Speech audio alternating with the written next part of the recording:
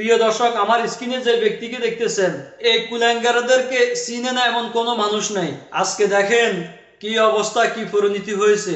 আমাদের সকলেরই প্রিয় আল্লামা দেলাওয়ার হোসেন সাঈদী সাহেব বলছিলেন যে তারা ইন্দুরের গর্ত পাবে না ফালানোর জন্য। আজকে মহান আল্লাহ তাআলা উনি উনার আলেম ওলামাদের কথা আমাদেরকে সত্যি দেখিয়ে দিল। তারা ইন্দুরের গর্ত পাইতেছে না ফালানোর জন্য। আর কোটা আন্দোলনের সময় এই কালা মানিক ছাত্রদের বিপক্ষে ছিলেন। সে এবং টকশোতে একটা মহিলাকে রাজাকার বলে স্বীকার করেন, এবং সেই কিছুদিন আগে ডক্টর এনায়েতুল্লাহ আব্বাসী হুজুরকে বলেন যে উনিও রাজাকার। আর এই কুলাঙ্গার বাচ্চা তো আমাদের দেলোয়ার হোসেন সাঈদী সাহেবের সে 1 নম্বর আসামি। এই কালা মানিকের ষড়যন্ত্র এবং তার সাক্ষীতে দেলোয়ার হোসেন সাঈদী সাহেবকে ফাঁসানো হয়েছিল যুদ্ধ অপরাধী, রাজাকার। আজকে দেখেন চোরের বেশে ফালানোর জন্য বর্ডারের কাছে কলা পাতার বিছনার উপরে শুইত হইতেছে। আজকে কোথায় তার শখের নারী, আজকে কোথায় তার শখের বাড়ি, আজকে কোথায় তার শখের ছেলে সন্তান, আজকে কোথায় তার আরামের বিছানাটা? কেন এই কলা পাতার উপরে শুইতে হয়েছে? এগুলা দেখে আওয়ামী লীগ থেকে শুরু করে বিএনপির নেতা কর্মীদেরও এগুলা থেকে শিক্ষা নেওয়া উচিত। যারা সামনের দিকে ক্ষমতায় আসবে, ক্ষমতাকে অপব্যবহার না করে মানুষের মুখের ভাষা বুঝবে, মানুষকে ইজ্জত দিবে, সম্মান দিবে, ভদ্রভাবে কথা বলবে, ক্ষমতার দাপট দেখাবে না, মন্ত্রীর দাপট দেখাবে না, মানুষের উপরে জুলুম করবে না, মানুষদেরকে মিথ্যা মামলা দিবে না, মানুষের অন্তরে কষ্ট দিবে না, আঘাত দিবে না, এমন কথা বলবে, তাহলে আমি গ্যারান্টি দিয়ে বলতে পারি সেই যে পদে থাকুক না কেন তার পদ সে কখনো হারাবে না। আজকে আপনারা যারা আওয়ামী লীগ বর্তমানে দেশে আছেন, এই কালা মানিক থেকে শুরু করে আরো যত বড় বড় মন্ত্রীরা এই পর্যন্ত ধরা খাইছেন, আপনারা শিক্ষা নেওয়া উচিত। তার পরনে কি কাপড় দেখেন। যখন ক্ষমতায় ছিল তার ফাঁসে দিয়ে কেউ যেতে পারতো না, তার সাথে কেউ কথা বলতে পারতো না। এই জালিম, এই কুলাঙ্গারদেরকে আল্লাহ পাক এভাবে আমাদেরকে দেখানোর কারণ হচ্ছে এগুলা থেকে যেন আমরা শিক্ষা নিই। এই জন্য মহান আল্লাহ তাআলা এগুলো আমাদেরকে দেখাইতেছে।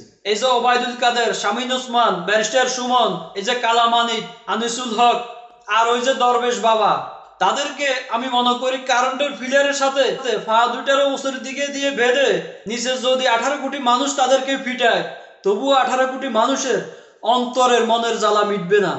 তারা এত অন্যায়, এত জুলুম করছে মানুষের সাথে, এত মিথ্যা মামলা দিয়েছেন মানুষদেরকে, এত মিথ্যা সাক্ষী দিয়েছেন, আয়না করে এত মানুষদেরকে গুম করেছেন, এত মানুষদেরকে ফাঁসি দিয়েছেন।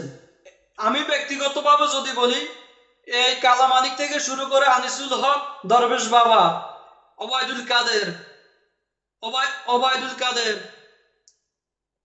ওবায়দুল কাদের, শামীম ওসমান,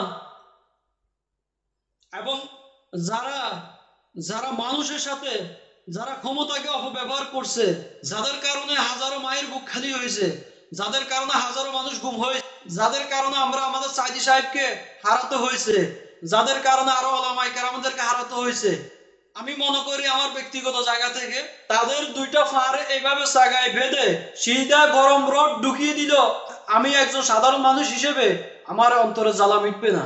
তারা এত অন্যায়, এত জুলুম করছেন, দেশটাকে নাস্তিকে পরিণতি করছেন। তারা যদি আর 5টা বছর যদি ক্ষমতায় থাকতো, বাংলাদেশের একটা মানুষ বাঁচার মতো জায়গা পাইতো না। আর যারা বলে আগের সরকার ভালো ছিল, আগের সরকার ভালো থাকলে সেই কেন দেশ ছেড়ে পালাতে হবে? আগের সরকার ভালো থাকলে কেন এমপি মন্ত্রীরা ইন্দুরের গর্ত খুঁজবে ফালানোর জন্য? কেন তাদেরকে মানুষ ডিম চুড়ে মারবে?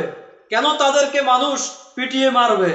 কেন তাদেরকে মানুষ খাম্বার সাথে বেঁধে মারবে? আগে সরকার ভালো থাকলে কেন এত মিলিয়ন মিলিয়ন কোটি ডলার কেন পাচার করছেন? আগে সরকার ভালো থাকলে এখন কেন সেই এমপি মন্ত্রীদের মুখ দিয়ে বাইর হইতেছে অমুকে অমুক কোটি টাকা মারছেন, অমুকে অমুক কোটি টাকা খাইছেন, অমুকে অমুক কোটি টাকার বিদেশে বাড়ি করছেন, গাড়ি করছেন? আগের সরকারের এই অপকর্মগুলা জানার পরও যারা বলস আগের সরকারে ভালো ছিল, তুই তো মুসলমানের বাচ্চা হইতে পারস না। আমি কোন নেতা নয়, ফেতা নয়, আমাদের কেউ রাজনীতি করে না। আমি একজন সাধারণ মানুষ হিসেবে আমি আমার অধিকার থেকে আমি কথা বলতেছি।